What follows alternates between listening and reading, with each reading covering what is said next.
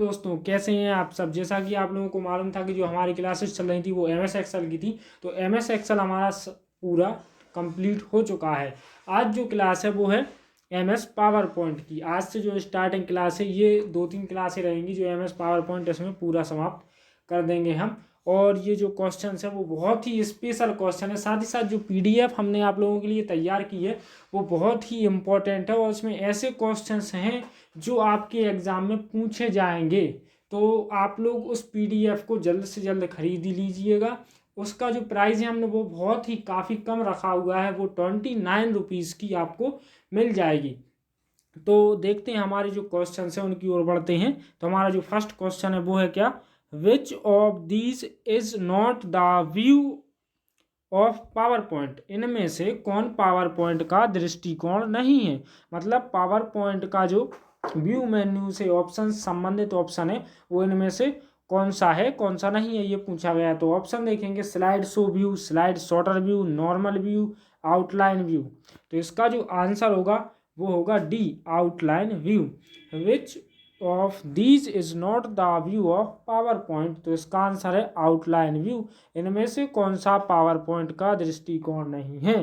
तो आंसर होगा रूपरेखा दृश्य। अगला क्वेश्चन देखते हैं। हमारा अगला क्वेश्चन क्या है। अगला क्वेश्चन है, what is the extension of PowerPoint presentation. तो ऑप्शन देखेंगे, पावर पॉइंट प्रेजेंटेशन का एक्सटेंशन नेम क्या है। ऑप्शन देखते हैं, .pot, .pptx, .ptp.ppe। तो इसका जो आंसर होगा वो होगा PPTX इसका आंसर है। तो पावर पॉइंट प्रेजेंटेशन बनाते समय जब हम इसका जो भी हमारी प्रेजेंटेशन होती है उसका जो नाम रखते हैं उसके लास्ट में जो लिख कर आता है .PPTX, ये उसका एक्सटेंशन नेम होता है। हमारा जो अगला क्वेश्चन है वो देखेंगे। थर्ड क्वेश्चन है, what is the shortcut key to create new file in PowerPoint presentation. PowerPoint presentation में नई फाइल बनाने की कौन सी शॉर्टकट की है। तो इसका जो आंसर है वो है Ctrl+N। Ctrl+N के द्वारा क्या करेंगे, हम नई प्रेजेंटेशन को जोड़ सकते हैं। तो देखेंगे हमारा जो अगला क्वेश्चन है वो क्या है। अगला क्वेश्चन की पहले हम आपको जो शॉर्टकट की दी हुई है वो हम आपको बता देते हैं। Ctrl+S के द्वारा हम क्या कर सकते हैं, कोई भी अपनी प्रेजेंटेशन है जो हमने बनाई हुई है उसको सेव कर सकते हैं। इसी के साथ ही साथ जो हमारी Ctrl+M शॉर्टकट की दी हुई है उसको हम क्या करेंगे, कोई भी नई स्लाइड जोड़ने के लिए हम क्या करते हैं, Ctrl+M का यूज करते हैं। देखेंगे अब अगला क्वेश्चन देखते हैं। अगला क्वेश्चन क्या है हमारा, इसका जो आंसर होगा वो है Ctrl+N थर्ड क्वेश्चन का। देखेंगे अगला क्वेश्चन क्या है, to open PowerPoint from run dialog box type. Run dialog box से पावर पॉइंट खोलने के लिए क्या टाइप करें। PowerPoint, PWR point, power PNT, power paint. तो इसका जो आंसर होगा वो होगा power PNT। Third option is the right answer. अगला क्वेश्चन देखेंगे। हमारा अगला क्वेश्चन क्या है, which program is use to create a presentation. प्रेजेंटेशन बनाने के लिए किस प्रोग्राम का उपयोग किया जाता है। ऑप्शन देखेंगे, एक्सेल का, पावर पॉइंट का, एक्सेस का या आउटलुक का। ये सभी MS ऑफिस के ही पार्ट हैं। तो जो प्रेजेंटेशन बनाने का जो यूज होता है वो होता है पावर पॉइंट में। पावर पॉइंट में हम प्रेजेंटेशन बना सकते हैं, एक्सेल में हम स्प्रेडशीट को बना सकते हैं, और जो एक्सेस और ये आउटलुक ये भी MS ऑफिस के ही पार्ट होते हैं। अगला क्वेश्चन देखेंगे। हमारा अगला क्वेश्चन क्या है। अगला क्वेश्चन है, what is the shortcut key to insert a new slide into the current presentation. वर्तमान प्रस्तुतिकरण में नई स्लाइड को सम्मिलित करने के लिए शॉर्टकट कुंजी क्या होगी। Ctrl+O होगी या Ctrl+M होगी या फिर Ctrl+N या Ctrl+F। तो इसका जो आंसर होगा वो होगा Ctrl+M। जैसा कि मैंने अभी कुछ देर पहले आप लोगों को बताया है कि प्रेजेंटेशन में नई स्लाइड को जोड़ने के लिए हम जो शॉर्टकट की का यूज़ करते हैं वो होती है हमारी Ctrl+M के द्वारा हम MS पावर पॉइंट प्रेजेंटेशन में नई स्लाइड को ऐड कर सकते हैं।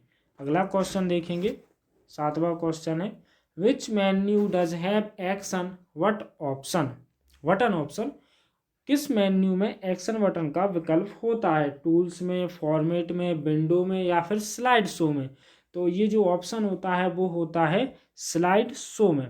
स्लाइड शो में एक्शन बटन का विकल्प होता है। अगला क्वेश्चन देखेंगे, हमारा अगला question, which option is used to create speaker notes in the PowerPoint slide? PowerPoint slide में स्पीकर नोट्स बनाने के लिए किस विकल्प का उपयोग किया जाता है? स्लाइड नोट का, शॉर्ट नोट का, या साउंड नोट का, या नोट्स व्यू का? तो इसका जो आंसर होगा वो होगा नोट्स व्यू का। पावर पॉइंट स्लाइड में स्पीकर नोट्स बनाने के लिए नोट्स व्यू का उपयोग किया जाता है। इसका जो आंसर होगा वो होगा फोर्थ ऑप्शन सही होगा, नोट्स व्यू। अगला क्वेश्चन देखेंगे, अगला क्वेश्चन है हमारा, which option is used to change shadow, text colour and the colour of the box in PowerPoint? PowerPoint में शैडो टेक्स्ट का रंग, बॉक्स का रंग बदलने के लिए किस विकल्प का यूज करते हैं? ऑप्शन देखेंगे, कलर स्कीम, ड्राइंग टूल्स और टेक्स्ट टूल्स, बैकग्राउंड टूल्स। तो इसका जो आंसर होगा वो होगा कलर स्कीम का हम यूज करते हैं। पावर पॉइंट में शैडो, टेक्स्ट का रंग, बॉक्स का रंग बदलने के लिए हम कलर स्कीम का ही यूज करते हैं। तो इसका जो आंसर होगा वो होगा रंग योजनाएं। पावर पॉइंट में शैडो टेक्स्ट का रंग, बॉक्स बदलने के लिए हम रंग योजनाओं विकल्प का या कलर स्कीम का उपयोग करते हैं। अगला क्वेश्चन देखेंगे, हमारा अगला क्वेश्चन क्या है, how you can stop the slide show? आप स्लाइड शो को कैसे रोक सकते हैं? ऑप्शन देखेंगे, press delete button, press escape button, press right arrow, press left arrow. तो इसका जो आंसर होगा वो होगा प्रेस स्किप बटन।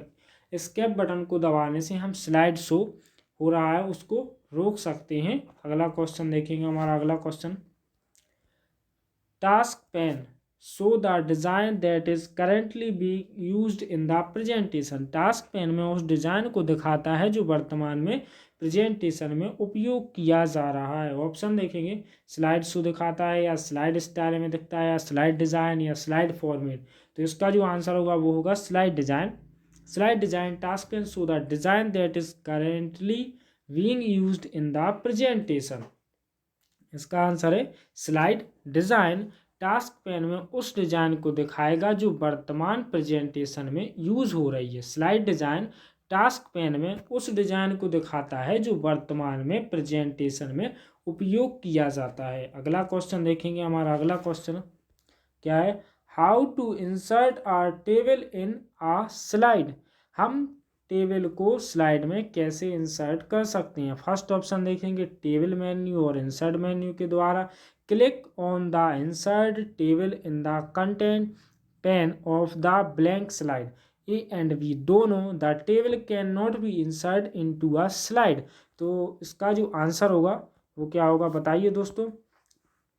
इसका आंसर होगा वी ऑप्शन इसका सही आंसर होगा। Click the insert table in the content pane of the blank slide. अगला क्वेश्चन देखेंगे, अगला क्वेश्चन क्या है, हम क्या करेंगे, स्लाइड में टेबल को कैसे डाल सकते हैं? तो सबसे पहले रिक्त स्लाइड की सामग्री में सम्मिलित तालिका पर क्लिक करके। अगला क्वेश्चन क्या है हमारा, what is the use of hide slide option? Hide slide विकल्प का उपयोग क्या है? तो during the presentation to hide the select slide, या during editing to hide the selected slide, to hide the selected slide during presenting, to hide the selected slide during deleting. प्रस्तुति के दौरान चयनित स्लाइड को छिपाने के लिए, संपादन के दौरान चयनित स्लाइड को छिपाने के लिए, प्रिंटिंग के दौरान चयनित स्लाइड को छिपाने के लिए, या फिर डिलीट के करने के दौरान सिलेक्टेड स्लाइड को छुपाने के लिए इसका यूज किया जाता है। तो इसका जो आंसर होगा वो होगा प्रस्तुतिकरण के दौरान चयनित स्लाइड को छिपाने के लिए, during the presentation to hide the selected slide. तो during the presentation to hide the selected slide. अगला क्वेश्चन देखेंगे, अगला क्वेश्चन क्या है, handout master is defined by? Handout master किसके द्वारा परिभाषित किया जाता है? ऑप्शन देखेंगे, स्लाइड फॉर्मेटिंग के द्वारा, स्लाइड ट्रांजैक्शन के द्वारा, लेआउट ऑफ हैंडआउट के द्वारा, या फिर लेआउट ऑफ स्लाइड। तो इसका जो आंसर होगा वो होगा layout of handout. Handout master layout of handout के द्वारा परिभाषित किया जाता है। Handout master is defined bye layout of handout. तो सी ऑप्शन इसका सही आंसर होगा। अगला क्वेश्चन देखेंगे। अगला क्वेश्चन है which of these slide is used as a background. इनमें से कौन सी स्लाइड को बैकग्राउंड के रूप में प्रयोग किया जाता है। ग्रेडियंट को, टेक्सचर को, पिक्चर को, या इन सभी को। तो इसका जो आंसर है वो है इन सभी को। ग्रेडियंट को भी, टेक्सचर को भी और पिक्चर को स्लाइड के बैकग्राउंड के रूप में प्रयोग हम कर सकते हैं। स्लाइड के बैकग्राउंड में हम ग्रेडियंट भी डाल सकते हैं, पिक्चर भी डाल सकते हैं, कोई टेक्सचर भी डाल सकते हैं। अगला क्वेश्चन देखेंगे। अगला क्वेश्चन है हमारा Ctrl+E command is use the power point. तो पावर पॉइंट में Ctrl+E कमांड का प्रयोग किसके लिए होता है।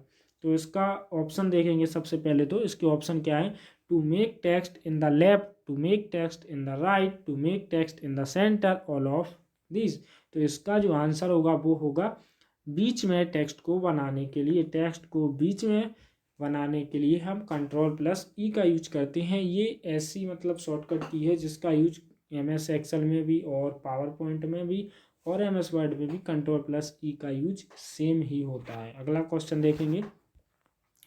Ellipse motion is a predefined. दीर्घवृत्त गति एक पूर्व निर्धारित है। फर्स्ट ऑप्शन देखेंगे design template, colour scheme, animation scheme, none of these. तो इसका जो आंसर होगा वो होगा animation scheme. Ellipse motion is a predefined animation scheme. अगला क्वेश्चन देखेंगे। अगला क्वेश्चन है how many slide can be printed on the same page by using the handout. तो इसके ऑप्शन देखेंगे हम। सबसे पहले क्या है इसके option 1, 6, 9, all of above. Handout का उपयोग करके एक पृष्ठ पर कितनी स्लाइडों को बनाया जा सकता है। तो इन सभी जितने ये ऑप्शन दिए हैं इन सभी ऑप्शंस का आंसर क्या होगा, एक स्लाइड को भी, 6 को भी और 9 को भी। हैंडआउट का उपयोग करके एक पृष्ठ पर हम बहुत सारी स्लाइड को बना सकते हैं। अगला क्वेश्चन देखेंगे। अगला क्वेश्चन है which features of PowerPoint will you use to apply the motion effect to different slide. विभिन्न स्लाइडों पर गति प्रभाव लागू करने के लिए आप पावर पॉइंट की किस विशेषता का उपयोग करेंगे। स्लाइड ट्रांजिशन, स्लाइड डिजाइन का, एनिमेशन ऑब्जेक्ट का या एनिमेशन स्कीम का। तो बताइए दोस्तों इसका आंसर क्या होगा। इसका जो आंसर होगा वो होगा slide transition. Which features of PowerPoint will you use to apply the motion effect to different slide। तो slide transition of PowerPoint will be used to apply the motion effect to different slide। विभिन्न स्लाइडों पर लागू प्रभाव को हम slide transition की विशेषता का उपयोग कर सकते हैं। अगला क्वेश्चन देखेंगे। हमारा अगला क्वेश्चन क्या है, Which option is used to set a custom timing for a slide in presentation।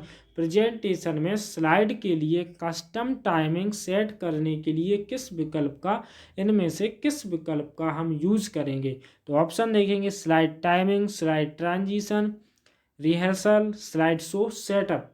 तो इसका जो आंसर होगा वो होगा स्लाइड ट्रांजिशन के उपयोग के द्वारा हम कस्टम टाइमिंग को सेट कर सकते हैं। अगला क्वेश्चन देखेंगे।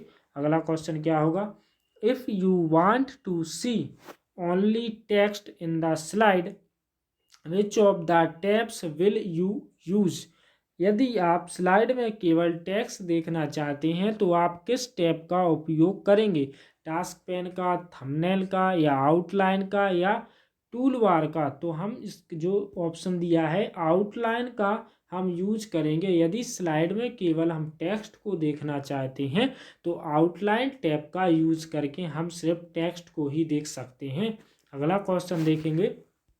हमारा अगला क्वेश्चन क्या है, if you want to change the order of slide which view option will use.